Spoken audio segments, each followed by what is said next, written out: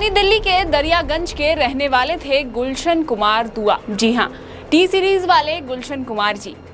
गरीबी में बचपन बिताने वाले गुलशन कुमार ने बहुत छोटी उम्र से ही अपने पिता के साथ काम करना शुरू कर दिया था। एक छोटी सी जूस की दुकान हुआ करती थी उनकी, लेकिन गुलशन कुमार को म्यूजिक का शौक बचपन से ही था, जिस वजह से उनके पिता ने उनके लिए एक छोटी सी कैसेट की दुकान खोल दी। गुलशन कुमार की खुशी का ठिकाना नहीं था। वो मात्र 7 रुपए में कैसेट बेचते थे, गाना बनाते थे और भक्ति सॉन्ग्स रिकॉर्ड किया करते थे। देखते ही देखते उनको कैसेट किंग का टाइटल मिल गया और यहाँ से शुरू हुआ गुलशन कुमार का टी सीरीज बनाने का सफर। चलिए पहले ये बताइए कि टी सीरीज में ये टी क्यों है? टी यानी त्रिशूल, क्योंकि गुलशन कुमार भगवान शिव और माता वैष्णो के बहुत बड़े भक्त थे। खैर 1983 में दिल्ली से मुंबई आए गुलशन कुमार ने टी सीरीज की नींव रखी, खूब नाम कमाया, फिल्मों में राइट्स लेना शुरू किया, मानो हर तरफ सिर्फ टी सीरीज के ही चर्चे हों। अब खुशियां इतनी थी तो बुरी नजर भी लगनी ही थी। हंसते खेलते भक्ति में लीन गुलशन कुमार का मर्डर प्लान हुआ। मर्डर करने वाला अंडरवर्ल्ड डॉन था या गुलशन कुमार के जानने वाले या सब। जब गुलशन कुमार टी सीरीज को ऊंचाइयों पर ले जा रहे थे, उस समय बॉलीवुड में एक फिल्म आई आशिकी, जिसने उस दौर में सारे रिकॉर्ड्स तोड़ दिए। उस मूवी के गाने आज तक लोगों को बहुत पसंद हैं। इन्हीं गानों को बनाने के बाद फेमस हो गई म्यूजिक डायरेक्टर्स की एक जोड़ी नदीम श्रवण। उसके बाद इन्होंने बहुत सी फिल्मों में एक से एक म्यूजिक दिए। अपने करियर के पीक पर पहुंच के उन्होंने एक म्यूजिक एल्बम बनाया, जिसके 3 गाने खुद नदीम ने गाए थे। क्योंकि नदीम की आवाज बहुत अच्छी नहीं थी, जिस वजह से ये एल्बम ज्यादा लोगों को पसंद नहीं आई। ये एल्बम गुलशन कुमार को भी पसंद नहीं आए थे, इसीलिए उन्होंने इसे प्रमोट करने से मना कर दिया था। लेकिन नदीम के बहुत कहने पर गुलशन कुमार ने उनके एल्बम के कुछ गानों को प्रमोट किया, लेकिन रिस्पॉन्स अच्छे नहीं मिले। नदीम यही नहीं रुके, उन्होंने गुलशन कुमार पर और गाने प्रमोट करने का दबाव बनाया, लेकिन गुलशन कुमार ने साफ साफ मना कर दिया। नदीम को ऐसा लगा मानो उनके सिंगर बनने का सपना टूट गया हो। गुलशन कुमार अब नदीम श्रवण की जोड़ी के साथ काम करने से कतराने लगे थे और जितना हो सके अवॉइड किया करते थे। ये सब चीजें मानो नदीम के गुस्से को हवा देती जा रही थी।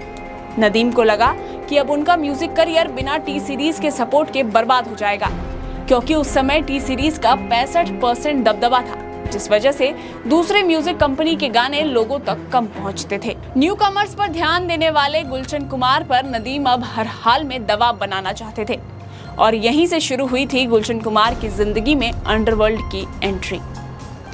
अपने डूबते करियर को बचाने के लिए नदीम को लगा कि अब उसे अंडरवर्ल्ड का सहारा लेना ही होगा, क्योंकि उस दौर में मुंबई के फेमस लोगों से एक्सटॉर्शन मनी लेना आम बात थी। जब गुलशन कुमार को पहली बार दाऊद इब्राहिम के गुंडे अबू सलीम ने कॉल कर पैसे मांगे थे तो उन्होंने दे भी दिए थे। ये थी गुलशन कुमार की अंडरवर्ल्ड को पहली किश्त। उन्हें लगा इतने पैसे मिलने पर अंडरवर्ल्ड वाले शांत हो जाएंगे, लेकिन नदीम के दाऊद इब्राहिम के छोटे भाई अनीस इब्राहिम और उसके गुंडे अबू सलीम से अच्छे रिश्ते थे। नदीम ने अपना दुखड़ा रोया अबू सलीम के पास और फिर अबू सलीम ने कॉल किया गुलशन कुमार को और सीधे 10 करोड़ की फिरौती मांगी और कहा कि जान की सलामती चाहिए तो पैसे देने होंगे। लेकिन इस बार गुलशन उन्हें पैसे नहीं देना चाहते थे, तो उन्होंने चुप रहना ही सही समझा। लेकिन उनकी ये चुप्पी उन पर भारी पड़ी। कुछ दिनों बाद फिर कॉल आया कि ना ही तुमने पैसे दिए और ना ही नदीम के गानों को प्रमोट किया। अब तुम्हारे साथ जो भी होगा उसके लिए तुम खुद जिम्मेदार हो। लोगों ने गुलशन कुमार को सलाह दी कि उन्हें पुलिस प्रोटेक्शन ले लेना चाहिए, लेकिन उन्हें लगा कि ऐसा करना यानी अंडरवर्ल्ड से सीधे टक्कर लेना होगा। गुलशन कुमार अक्सर अपने मुंबई वाले घर से थोड़ी दूर वाले शिव मंदिर में डेली सुबह और शाम जाया करते थे। 12 अगस्त 1997 भी एक ऐसा ही दिन था। सुबह सुबह ऑफिस जाने से पहले वो मंदिर गए। कोइंसिडेंस ऐसा कि खराब तबीयत की वजह से उनका बॉडीगार्ड भी उनके साथ नहीं था। उस मंदिर के सामने एक नाई की दुकान थी, जिसमें 3 लोग घात लगा के गुलशन कुमार का मंदिर के बाहर आने का इंतजार कर रहे थे।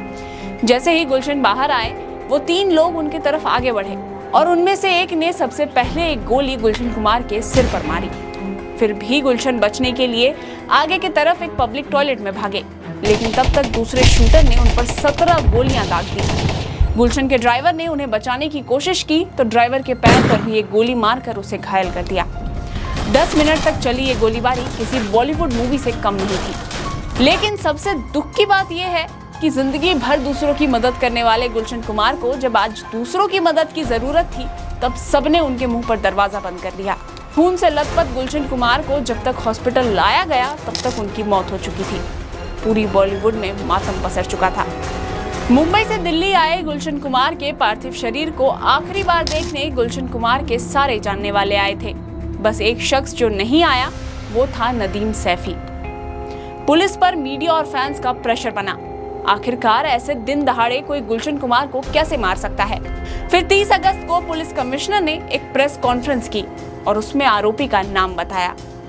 कमिश्नर ने नाम लिया नदीम सैफी का और एक बहुत फेमस म्यूजिक प्रोड्यूसर जिसने गुलशन कुमार की मौत के बाद उनके शूटर्स के अकाउंट में 50 लाख रुपए डाले थे। ये सुनकर सब दंग रह गए। वो नाम था रमेश तोरानी का। नदीम की गिरफ्तारी के सवाल पूछने पर कमिश्नर ने बताया कि वो अपनी बीवी की प्रेगनेंसी के चलते लंदन में है और वो जब वापस आएगा तब उससे पूछताछ की जाएगी। लेकिन फिर ना नदीम वापस आए और ना ही गुलशन कुमार की मर्डर के मास्टरमाइंड्स अबू सलेम और नदीम सैफी कभी गिरफ्तार हुए। खैर, दुश्मन चाहे लाख हो, लेकिन आज तक गुलशन कुमार के टी सीरीज का नाम म्यूजिक इंडस्ट्री में सबसे आगे है, जिसे आज गुलशन कुमार के बेटे भूषण कुमार और बेटी तुलसी कुमार बखूबी संभाल रहे हैं। अगर आपको हमारी ये वीडियो पसंद आई हो तो हमारे चैनल को सब्सक्राइब जरूर करें, लाइक करें, शेयर करें, कमेंट करें।